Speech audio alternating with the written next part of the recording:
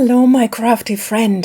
If your imagination sometimes runs ahead of you into worst case scenarios, into stormy futures that haven't even happened yet, this video is for you.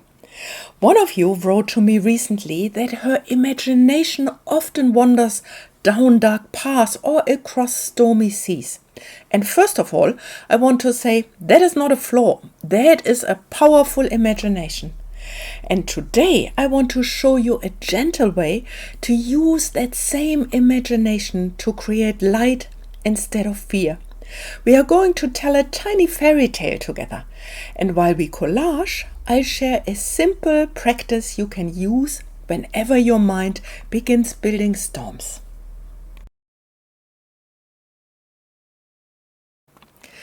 Today I'm working again in my junk journal planner, and I'm using this double-sided spread from my free March printable as a background. It already feels a bit like a stormy sky in motion to me. The left page holds some darker shapes, some curves that almost feel like hills or waves.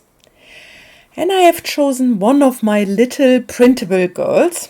She is small and simple, but I find she looks nice and she's standing upright. She doesn't look frightened. She looks, I find, just present little girl. So I fussy cut around her, leaving a tiny little bit of white border, and I'm making sure that I'm grounding her at the bottom on this little strip of paper. I like giving my figures a little earth beneath their feet. Even in a story about storms, I would like to begin with some grounding. And so, cutting her out patiently here with my curved little scissor, I think I would like to place her here near the bottom of the page. And I printed out the larger trees in a grayscale. And so I would like to do some fussy cutting here while I start with our little fairy tale. Once upon a time, there was a girl who had a very vivid imagination. When the wind picked up, she didn't just feel a breeze, she imagined thunder. And when a friend did not reply to one of her calls, she didn't just feel uncertainty, she imagined being rejected. When she made a small mistake, she imagined everything falling apart. Her mind was very creative. It could build entire forests of worries in seconds. And one day she found herself walking through one of those forests again. Large trees standing too close for comfort, leaving her feeling small and alone. The forest wasn't evil, it was just dense. Every thought became a branch. Every fear became a shadow. What if I just cannot do this? What if this will never end? What if no one likes me? And the more she tried to run out of the forest, the thicker it seemed to grow. This is something many of us do. We try to push thoughts away. We try to force sunshine, and the mind often responds by building even darker clouds. It's a bit like standing in the wind and telling it to stop blowing. The harder we argue with it, the more we feel its force. Our imagination is very good at its job. It scans the horizon for possible danger, for things that might go wrong. And sometimes it becomes a little too enthusiastic, building whole forests of worry out of just one small seed. One evening, as she sat on the edge of the path, exhausted from running, she noticed something very small in her pocket, a tiny square of paper. She held it in her hand, and instead of imagining what might go wrong next, she imagined something else. She imagined that this little square could become a lantern.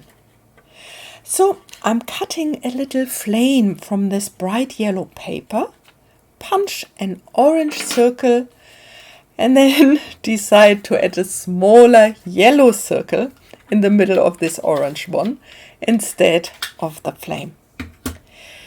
The little girl didn't deny the forest. She didn't pretend the shadows weren't there.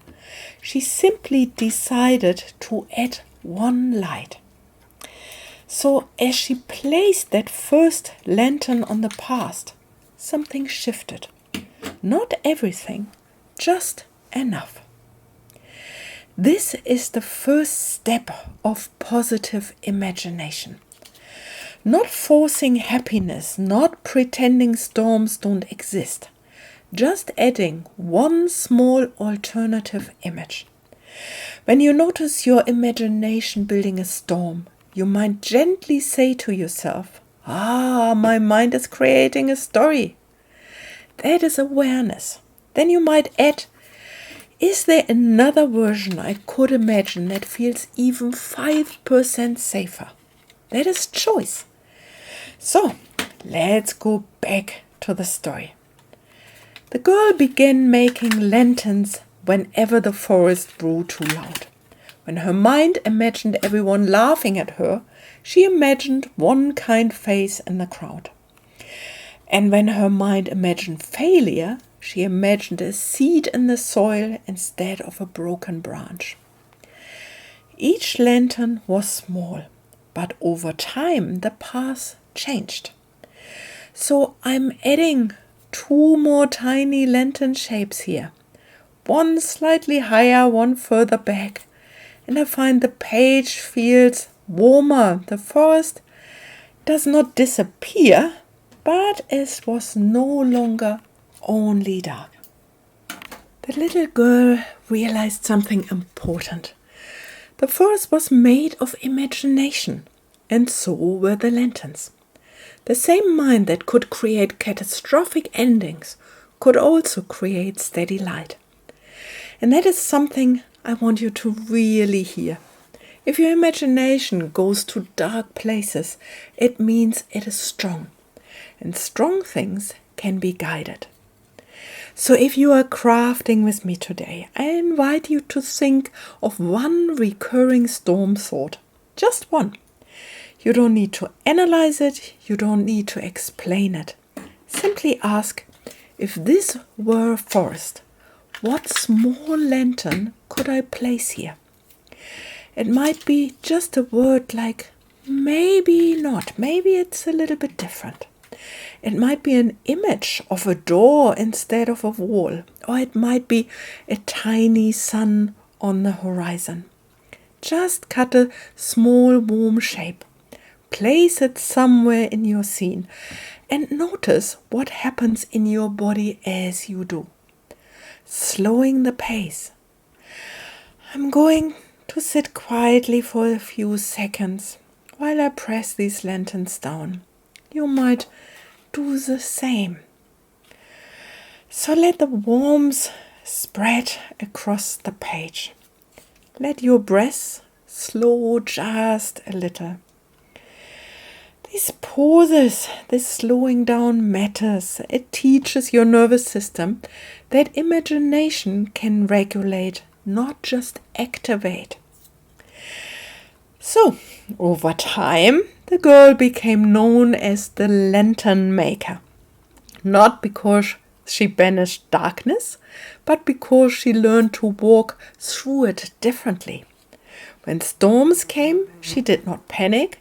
They reached for paper, she reached for light, and she remembered that she was not the forest. She was the one who could choose what to create within it. So, if your imagination sometimes wanders into stormy seas or dark paths, you are not broken, you are creative.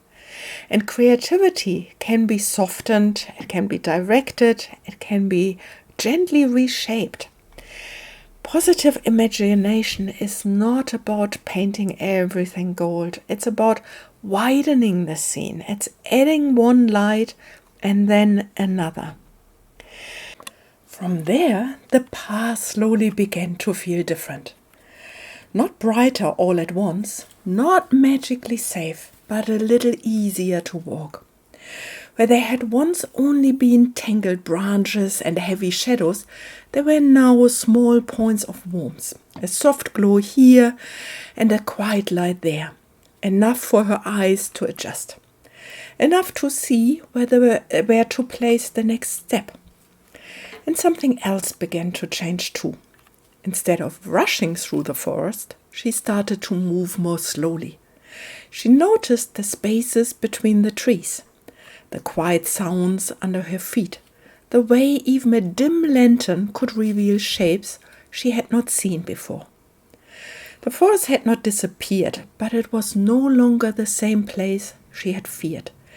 It had become a landscape she could travel through. That is often what happens when we meet our imagination with a little curiosity instead of resistance. The scenery shifts just enough to remind us that we are not trapped inside the story our mind first created. We are still the ones walking the path, of course, and sometimes the smallest creative act can help us remember that. A scrap of paper, a soft color, a small circle of light placed on a page. When we do this with our hands, something very quiet happens in the body. The breath settles, the mind follows the rhythm of cutting and placing and pressing things down. The storm loses a little of its urgency. Not because the world suddenly became perfect, but because we remembered that we can respond to what our imagination shows us. We can shape it. So if you notice your mind drifting into darker landscapes in the days ahead, perhaps you might pause for a moment and ask yourself a different question. Not how do I stop this thought, but something gentler. What else could live in this scene?